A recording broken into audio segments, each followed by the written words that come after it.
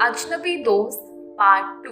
पिछले पार्ट में हमने जाना था कि किस तरह आशीष नाम का लड़का अचानक से पलक की जिंदगी में आ गया था, जो उसके बारे में सब कुछ जानता था। लेकिन पलक आशीष के बारे में कुछ नहीं जानती थी। तो आइए जानते हैं कि कौन था आशीष और उसे पलक के बारे में सब कुछ कैसे पता था। आशीष ने कहा, अरे तुम ज्यादा मत घबराओ, क्योंकि मैं तुम्हारे पड़ोस में ही रहता हूँ और तुम्हें बचपन से देख रहा हूँ। पलक ने कहा, अच्छा, मैंने तुम्हें पहले कभी नहीं देखा, इसलिए मैं तुम्हें नहीं जानती हूँ। आशीष ने कहा, कोई बात नहीं, अगर तुम मुझसे दोस्ती कर लो तो सब जान जाओगी। पलक ने कहा, हम दोस्त नहीं हैं और ना कभी बनेंगे, इसलिए प्लीज मुझसे दूर रहो। आशीष ने कहा, अच्छा ठीक है मैडम, लेकिन अभी मैं तुम्हें घर छोड़ देता हूँ, वरना तुम्हारे लिए प्रॉब्लम खड़ी हो जाएगी।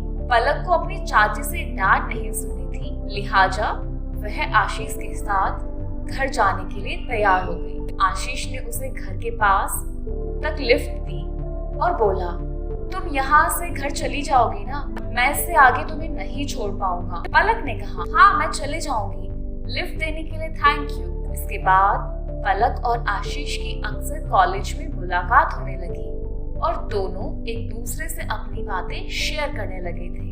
जब से आशीष पलक की जिंदगी में आया था, उसके दुख दर्द जैसे कहीं गायब हो गए थे। पलक को खुश देखकर उसकी चाची और बहन को शक होने लगा था। ऐसे में उन्होंने एक दिन पलक का पीछा करने का फैसला किया। कॉलेज खत्म होने के बाद पलक आशीष के साथ घर वापस आ रही थी। वह टी स्टॉल के पास कार से उतरी तो सामने उसकी चाची और बहन खड़ी थी। उन्हें देखकर पलक डर के मारे कांपने लगी। तभी उसकी चाची उसके पास आई और बोली, अच्छा, तेरा किसी के साथ चक्कर चल रहा है, इसलिए तू इतना चहक रही है। पिंकी, जरा कार के अंदर देख कौन है। पलक की चचेरी बहन पिंकी ने तुरंत कार के अंदर झांक कर देखा तो उसके होश उड़ गए। उसने घबरा कर कहा, मम्मी, कार के अंदर तो कोई नहीं है। पलक की चाची ने कहा, तू क्या बकवास कर रही है, अच्छी तरह देख। पिंकी ने कहा, मैं सच बोल रही हूँ मम्मी, कार में कोई नहीं है। इसके बाद पलक की चाची ने कार के अंदर झांक कर देखा तो वहाँ सच में कोई मौजूद नहीं था। चाची ने पलक की बाह पकड़ते हुए पूछा, बता तू किसके साथ आई थी और ये कार कौन चला रहा था। पलक ने रोते हुए कहा, चाची जी, ये आशीष की कार है जो हमारे पड़ोस में रहता है। हम दोनों एक ही कॉलेज में पढ़ते हैं और दोस्त हैं। इसके बाद पलक की चाची उसका हाथ पकड़कर उसे घर ले गई और घर में सभी को इकट्ठा करके बोली, भाई साहब, आपकी लड़की एक लड़के के साथ घूम रही है और नाम पड़ोस में रहने वाले आशीष का लगा रही है। पलक ने रोते हुए कहा, मैं सच बोल रही हूँ पापा, आशीष और मैं सिर्फ दोस्त हैं और एक ही कॉलेज में पढ़ते हैं। इतने में पलक के चाचा जी ने कहा, ये कैसे मुमकिन हो सकता है, क्योंकि आशीष ने 4 साल पहले कॉलेज के बाथरूम में लटक कर आत्महत्या कर ली थी, फिर वो तुम्हारा दोस्त कैसे हो सकता है। ये बात सुनकर पलक के होश उड़ गए और वह भागते हुए पड़ोस के घर में गई। उसने पूछा, आंटी, क्या ये आशीष का घर है। आंटी ने रोते हुए कहा, हाँ बेटा, ये आशीष का घर है, लेकिन अब वो इस दुनिया में नहीं रहा।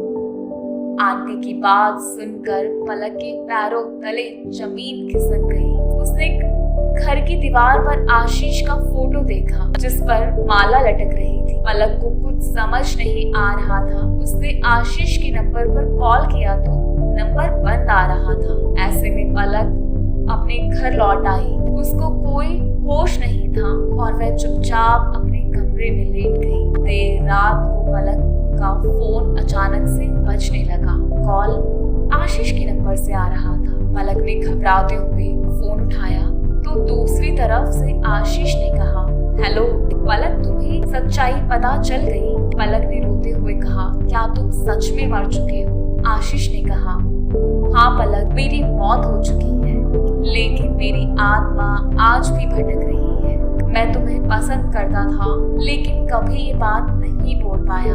कॉलेज में फेल होने की वजह से मैंने सुसाइड कर लिया। लेकिन तुम बिल्कुल भी कमजोर नहीं हो पलक, तुम बहुत ही हिम्मत वाली लड़की हो। प्लीज कभी किसी से डरना मत, मैं हमेशा तुम्हारे साथ रहूंगा। इसके बाद फोन कट गया। पलक ने दोबारा कॉल ट्राई करने की कोशिश की, लेकिन नंबर बंद आ रहा था।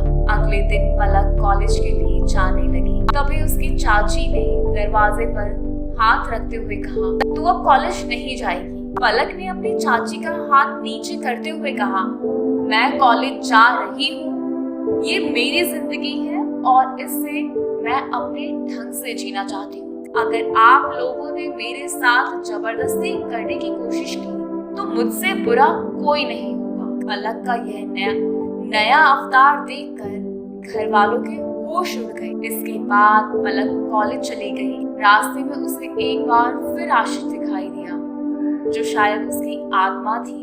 आशीष की आत्मा हर वक्त पलक के साथ रहती थी, जिससे पलक को हिम्मत मिलती थी। आखिरकार 3 साल तक साथ रहने के बाद आशीष की आत्मा पलक को छोड़कर चली गई, क्योंकि पलक कॉलेज पूरा करके अपने पिताजी का बिजनेस संभालने लगी थी। उसने अपने पिताजी के बिजनेस को नई बुलंदियों पर पहुंचा दिया, जिसके बाद उसने एक बिजनेसमैन लड़के से शादी कर ली। 2 साल बाद पलक ने एक लड़के को जन्म दिया, जिसका नाम उसने आशीष रखा। इस तरह आशीष की पवित्र दोस्ती ने पलक को हिम्मत और भरोसा देने का काम किया, जिसके दम पर पलक गलत चीजों के खिलाफ आवाज उठा पाई। अगर आपको ये वीडियो पसंद आया हो तो इसे लाइक और शेयर करना बिल्कुल ना भूलें, और ऐसी ही कहानियां सुनने के लिए कहानी वाली को सब्सक्राइब जरूर करें। इस तरह आशीष की पवित्र दोस्ती ने पलक को हिम्मत और भरोसा देने का काम किया, जिसके दम पर पलक गलत चीजों के खिलाफ आवाज उठा पाई।